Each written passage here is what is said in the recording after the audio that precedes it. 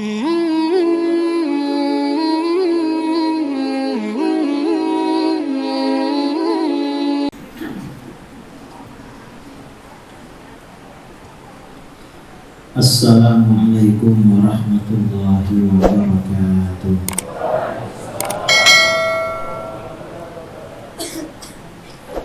Bismillahirrahmanirrahim.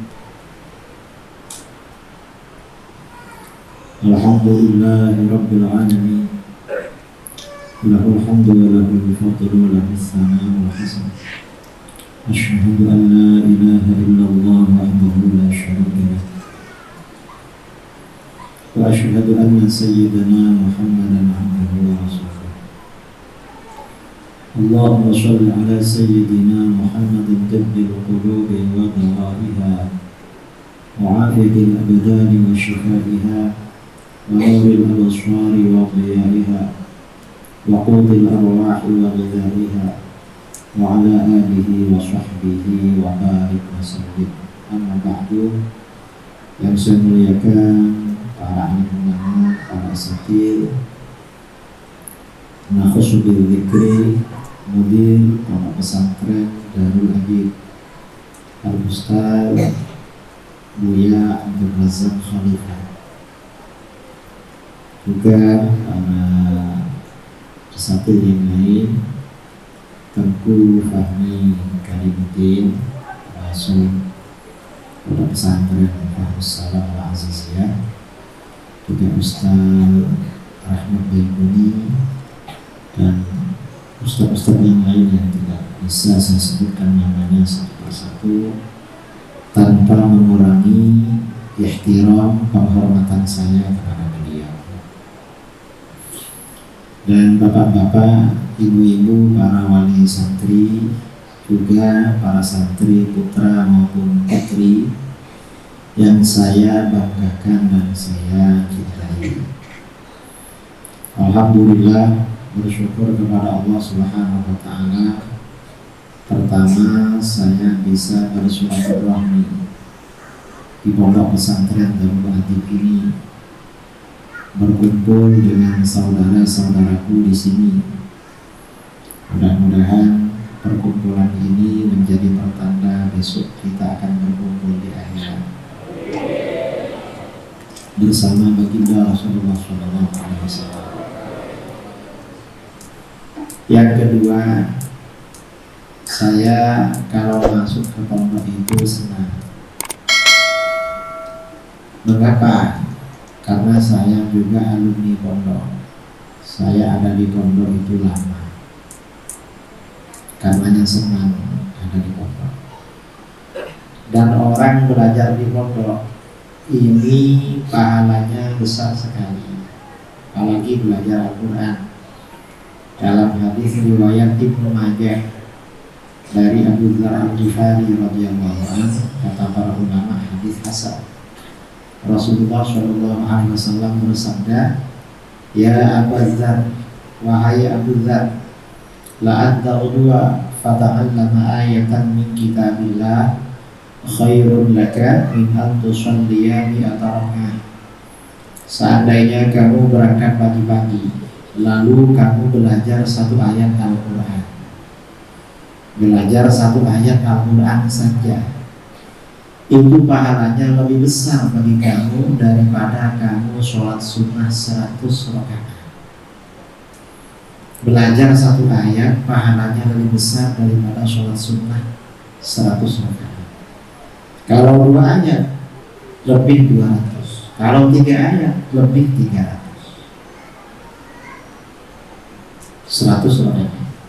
Sekarang ini orang sholat sunnah 100 rakaat hampir gak ada. Ada yang kalau malam-malam sholat sunnah 100. Ada? Gak ada. Sekarang ini zaman diskon, zaman korting. Sholat taraweh dari dulu sejak masanya Khulafaur Rasyidin 23, sekarang ini dipaksa didiskon jadi 11. Dan cari dalil lagi untuk mendiskon 11. Yang lebih 11 disalah-salahkan. Ini sekarang. Padahal kalau dulu 100, 200 itu biasa kalau apalagi cuma 23. Kemudian ini belajar Al-Quran. Jadi beruntung kalian ada di sini karena setiap belajar satu ayat pahalanya lebih dari 100. Alhamdulillah. Kemudian ayat itu, hadis itu melanjutkan wala antal dua fata'allama baban min abwabil ilmi umila bihi aw lam yu'mal. Dan seandainya kamu berangkat pagi-pagi lalu kamu belajar satu bab ilmu agama, apakah bab bersuci, bab wudu, bab mandi, bab haid, bab najis, bab rukunnya sholat, syaratnya sholat, yang membatalkan sholat, sunnahnya sholat, satu bab. Baik ilmu itu diamalkan atau tidak diamalkan. Ilmu yang diamalkan itu ilmu fikih. Ilmu yang tidak diamalkan itu ilmu akidah, karena untuk keyakinan. Nah, orang yang berangkat pagi-pagi lalu belajar satu bab ilmu agama, khairul laka min an tusalliya al-faraqah. Itu lebih baik bagi kamu daripada kamu sholat sunnah 1000 rakaat. Jadi kalau Al-Quran itu 100 lebih, kalau ilmu agama kitab kuning itu 1000 lebih. Dan sebelum ke 1000 ya ke 100 gitu. Belajar Al-Quran. Nanti setelah Al-Qurannya selesai, jangan berhenti, jangan pulang.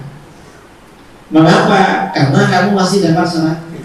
Setelah itu masih ada level lebih tinggi dapat 1000, yaitu belajar ilmu agama, belajar fikih, belajar tauhid, belajar tasawuf, kemudian belajar ilmu hadis, ilmu usul fikih, dan ilmu-ilmu yang lain. Nah, zaman akhir seperti sekarang ini, orang belajar ilmu agama semakin langka. Kok semakin langka? Di sini dan ini berapa ratus? 300. Bandingkan dengan sekolah dasar, SMP, SMK, SMA sekitar sini. Lebih banyak mana? Nah, lebih banyak secara umum. Kita di sini nih banyak, tapi di luar yang nggak masuk seperti ini lebih banyak lagi. Karenanya anak-anak pondok ini di akhir zaman termasuk ghuraba. Rasulullah SAW bersabda, "Bada'al Islamu ghariban wa sayaudu ghariban kama bada."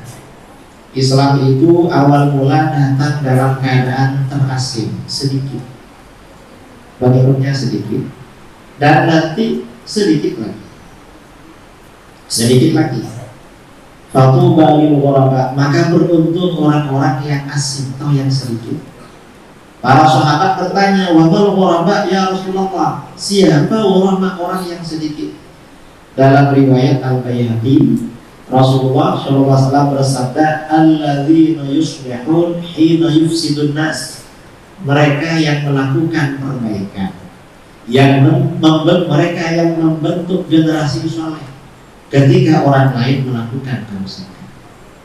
Siapa yang melakukan perbaikan? Yang disebut ghuraba, pondok pesantren daya. Mengapa? Karena di pondok pesantren tidak hanya diajarkan ilmu, tetapi dilatih mengamalkan ilmu. Itu di pondok. Kalau di luar pondok pesantren itu yufsid, merusak. Mengapa merusak? Walaupun sekolah, kalau di sekolah-sekolah umum akhlak tidak dijaga, tapi kalau di pondok menjaga akhlak. Di sekolah-sekolah umum ibadah sholat 5 waktu tidak dijaga, kalau di pondok ibadah dijaga. Ini namanya Islam, membentuk generasi soleh. Kalau di pondok pergaulan dijaga, kalau di sekolah umum gak dijaga karena gak ada batas. Ustaz, ini namanya ghuraba. Karenanya adik-adik yang belajar di pondok ini yang betah, yang rajin. Mengapa? Insya Allah kalau belajar di pondok ini betah, rajin, nanti setelah pulang menjadi orang sukses. Amin Allahumma. Dan jangan berpikir, jangan memikirkan usia. Ulama-ulama dulu itu belajarnya lama. Ada muridnya Imam Abu Hanifah, namanya Muhammad bin Ziyad al-Lu'lu'i. Muhammad bin Ziyad itu mulai mondok umur 40 tahun. Sejak kecil gak belajar ilmu agama. Baru mondok, baru mengaji umur 40. Tapi selama mondok gak pernah tidur. Karena sudah tua, ini sudah tua. Nah, gak pernah tidur, belajar terus, kecuali terpaksa. Mondoknya berapa tahun? Mondoknya 40 tahun. Jadi mondoknya mulai umur 40 selama 40 tahun. Setelah 40 tahun mondok lalu pulang, setelah itu menjadi buya selama 40 tahun. Kamu ini yang lama di pondok, nanti biar nanti jadi buya lama juga. Jangan terburu-buru. Ulama-ulama dulu itu lama-lama mondoknya, enggak 3 tahun, 6 tahun sudah mau kawin. Jangan, harus lama. Karena ulama-ulama dulu ada waliullah yang terkenal ya, Syekh Abdul Qadir Jilani. Syekh Abdul Qadir Jilani itu berangkat dari kampungnya di Jilan, di Iran, ke Baghdad. Itu usianya sudah 18 tahun. Kalau 18 kan sudah dewasa, sudah balik. Lalu mondok kepada gurunya At-Tabbas. Berapa mondoknya? Beliau itu mondoknya 32 tahun. 32 tahun mondoknya. Dan beliau ini ibadahnya tiap malam sholat tahajud, kakinya sebelah diangkat biar tidak ngantuk karena dalam tahajudnya menghatamkan Al-Quran. Tahajud. Setelah berusia 50 tahun, mondok 32 tahun, baru menikah lalu menjadi buya. Namanya beliau menyandang gelar Sultanul Auliya, pemimpin para wali. Gak gampang jadi pemimpin para wali. Mondoknya lama, tiradatnya lama. Ya kalau cuma jadi wali nikah gampang. Sekarang ini wali gampang, tapi wali nikah gampang. Ini mondok. Dan belajar di pondok itu, kalau ingin jadi orang yang berhasil, ya, ingin menjadi orang yang sukses, yang pertama harus tekun, harus rajin, gak boleh malas. Kalau ulama-ulama dulu itu jarang tidur. Tidur itu kalau sudah sangat ngantuk. Imam Nawawi, ulama yang terkenal itu, Imam Nawawi. Kalau orang belajar kitab-kitab fikih pasti dengar Imam Nawawi. Imam Nawawi itu wafat usia 45 tahun. Karangannya banyak. Karangannya diukur dengan usia beliau tidak cukup. Tapi usianya barokah. Ditanya oleh muridnya, Imam Badruddin Ibnu Jamaah, ya Imam, kaifa naumuh? Guru, gimana caranya guru ini tidur? Masih muda tapi karangannya banyak. Kata beliau, untuk idza balagani nu'as. Saya ini kalau sudah sangat ngantuk gak tahan, asnadtu dhahri ila kutub lahdzatan. Aku sandarkan punggung ke kitab-kitab sebentar. Beliau gak pernah tidur begini, tapi bersandar karena di sekitarnya kitab semua. Belajar terus, bersandar sebentar. Thumma tabahtu, setelah itu bangun. Kita ini walaupun gak seperti Imam Nawawi, paling gak ya rajin belajar.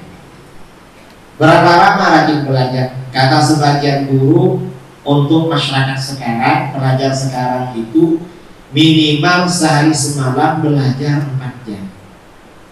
4 jam saja yang belajar sebulan. Lainnya ya minimal kalau ingin jadi orang sukses. Sanggup belajar 4 jam? Sanggup? Kalau pulang pegang HP, pegang HP-nya ayah kalau pulang, pegang HP-nya mama kalau pulang. atau dibelikan HP sama orang tuanya? Kalau pegang HP sanggup berapa jam? Kalau buka HP sanggup berapa jam? Kadang-kadang anak pondok ini kalau pulang buka HP, mulai bangun tidur sampai mau tidur, nanti bangun buka lagi HP-nya. Coba kita ini senang buka HP, diganti senang pada Al-Quran, diganti senang pada ilmu agama. Alangkah alimnya. Tapi ternyata enggak, waktu kita habis buka HP di zaman sekarang. Jadi kunci yang pertama itu harus rajin.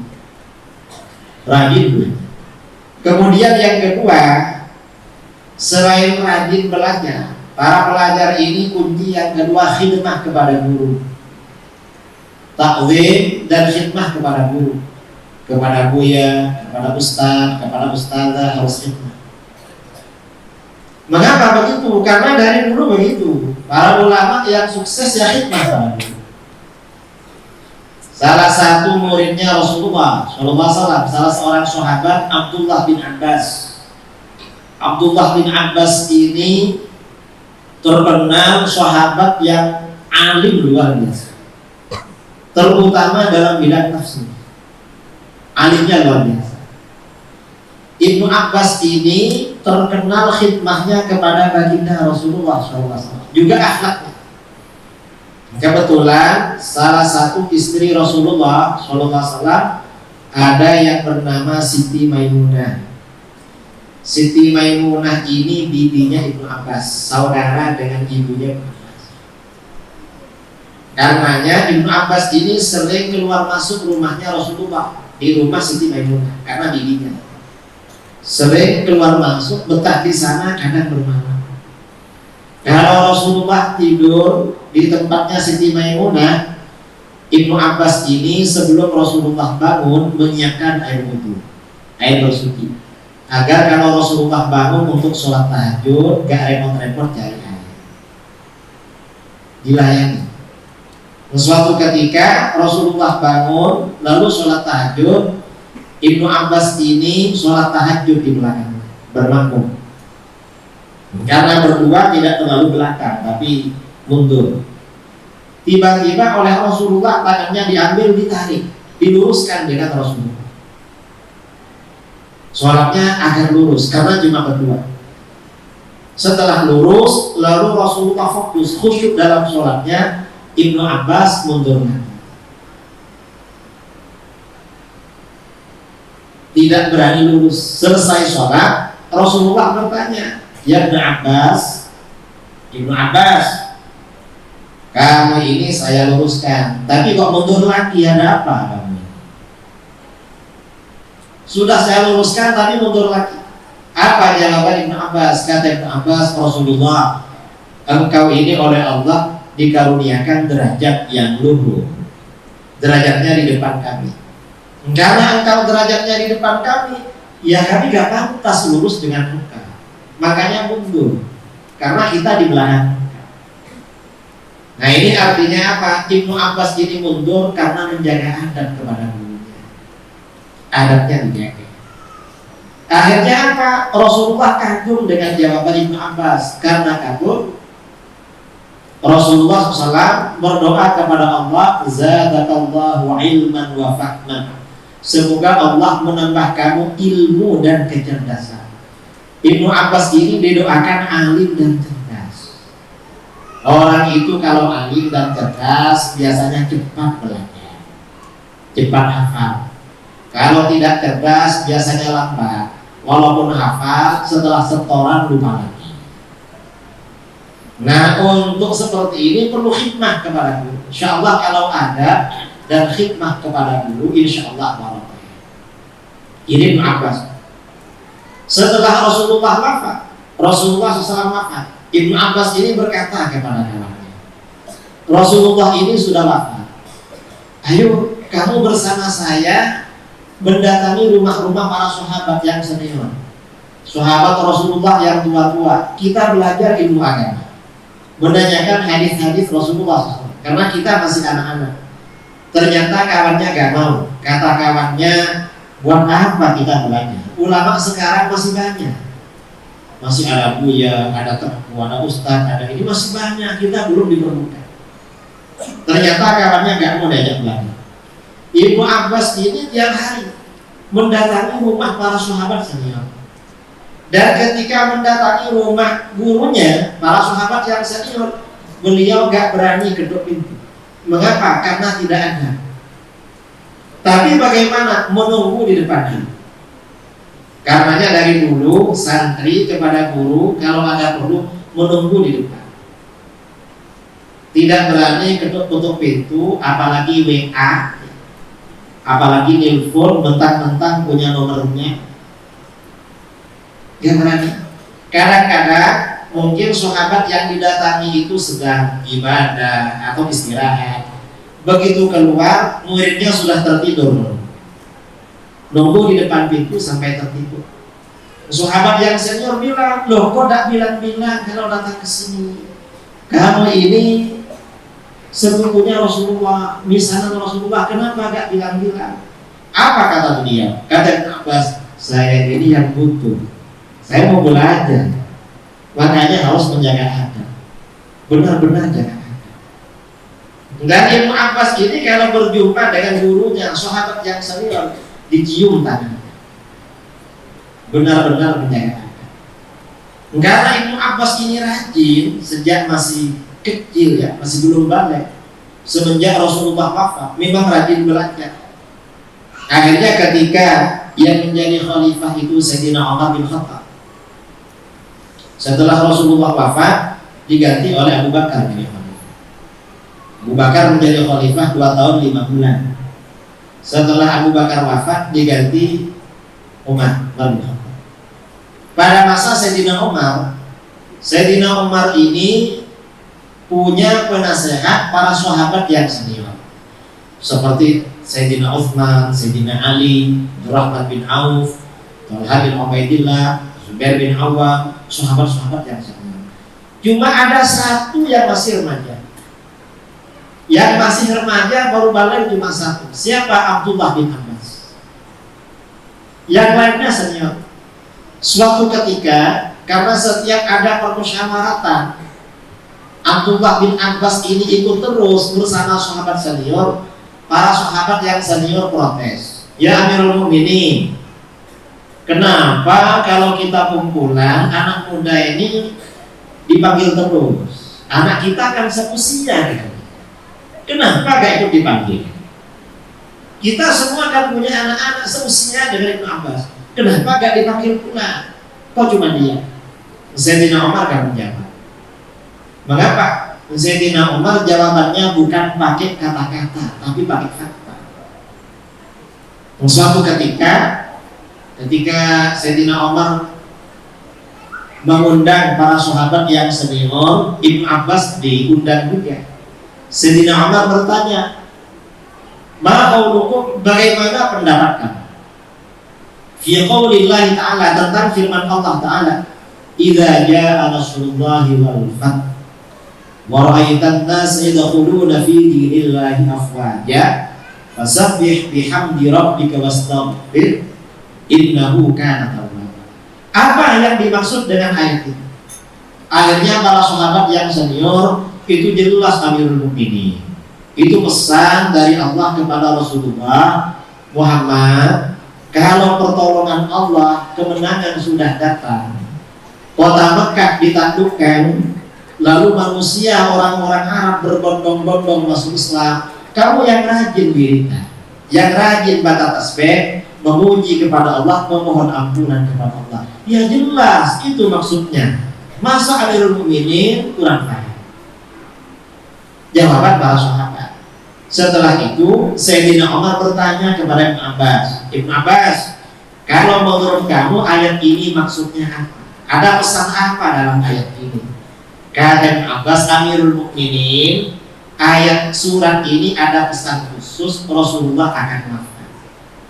Hadza na'yu Rasulillah sallallahu alaihi wasallam. Ayat ini pesan kalau Rasulullah sudah akan wafat. Seakan-akan ayat ini menyampaikan, Muhammad, kalau pertolongan, kemenangan dari Allah sudah datang, Kota Mekah ditaklukkan dan orang-orang berbondong-bondong masuk Islam, maka kamu yang rajin bertasbih, kamu yang rajin memuji kepada Allah, yang rajin istighfar. Mengapa? Sebentar lagi kamu akan meninggal.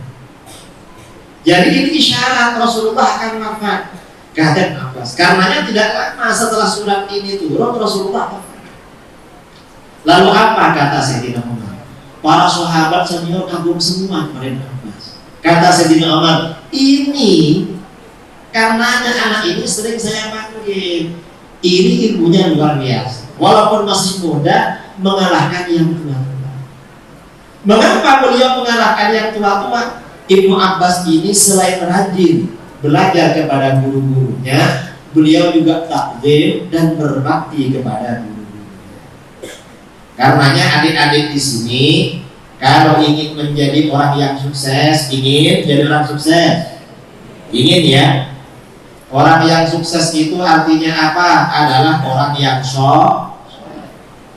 Orang yang soleh itu orang sukses. Mengapa sukses? Orang yang soleh itu sukses di dunia dan akhirat.